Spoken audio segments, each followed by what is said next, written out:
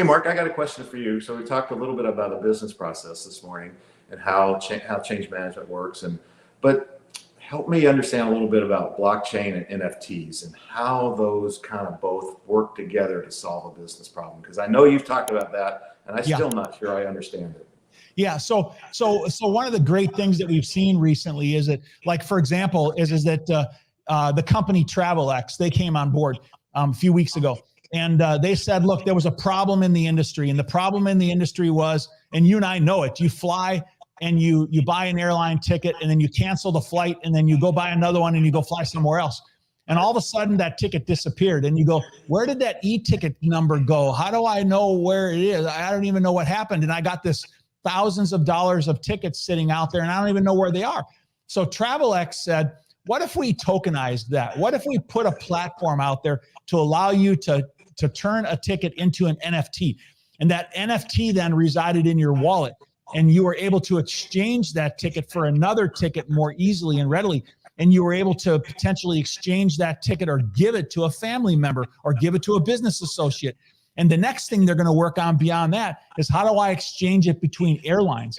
And so basically we're talking about going to the next generation of going from an e-ticket to having a exchangeable NFT, which now is possible to have more flexibility and more access and security and usability of something like that. So blockchain, providing the distributed ledger technology and bringing in an NFT and a token allowed them to be able to solve that business problem of inaccessibility of airline tickets. So the NFT, kind of a weird term, NFT is the user interface into the blockchain data. Yeah, it ends up being a certificate or a token or a pass is what it ends up being. And maybe another good example of that is that, you see, we're trying to help people to be successful in their own businesses, to evaluate where they can use blockchain and NFTs, all right? And in that process, we said, well, let's do some things in DigitalAircraft to be able to help people to learn, all right? So we have this education portal out there, which has videos and live blockchain broadcasts that we do and things in there. And it's this environment that we put together, which is an asset. It's a business service that we have that helps train people. There's a training course in there on digital transformation. And so we said, well, how can we tie it together with blockchain? We said, okay, listen, we're going to sell an NFT now. And so we're getting ready very soon to sell an NFT. And if you buy that NFT, then you're going to have two things. You're going to have access into our products and services. Voila, I've been able to, better promote my products and services through this NFT. And second of all, we have this NFT now, which someone is going to have as a collectible. And many NFTs in the past, you can't guarantee it, but many NFTs in the past have increased in value just because of the collectible nature of that NFT. It depends upon, what it is and how it's used for. I've mentioned over and over again that the TravelX sold their very first airline ticket for $1,002,000, right? At a tremendous value. So what we're doing is we're bringing together blockchain, my business services, and the NFT to be able to create the valuable product and service and a new marketing tool to be able to bring it forward, and it's done on the blockchain. All right, that's one. The second thing that we're doing is I have so many people that come to me and say, how do I get my voice out there? I'm a business that has valuable products and services. How do I get my voice out there?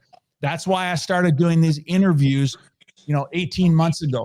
And I've done 1,000 of them so far. I've helped 1,000 people and companies to be able to get their voice out. All right. And people come to me and they say, how do I get on the stage? All right. Well, I do that on a routine basis with people. And I've done webinars for people, and I do campaigns for people as part of our effort to be able to help people to get their voice out. And so we decided to make that a product as well. And so now we have a second NFT that we've tied to something called Stages. And if you buy this NFT, you now have access to the stage to be able to come into an interview like this and get the message out about your valuable product and service. And then we give the people the video afterwards, and I have people that take the video and they break it up and they use it on their website and they put it out on social media and they repurpose it. And so it becomes a valuable method to be able to get their voice out to an established network and then walk away with an asset. But it's not done yet, is that they still own the NFT. And if they say, I'm not doing this anymore, or it's not working for me, they can sell the NFT to somebody else, and somebody else can use the stage just like what they did. So it's really an incredible way for us to be able to take established products and services that we have and attach them to a new marketing tool on top of the blockchain and to be able to make them accessible to an established network. I mean, I just think it's really cool. I'm really excited about it, Larry. So.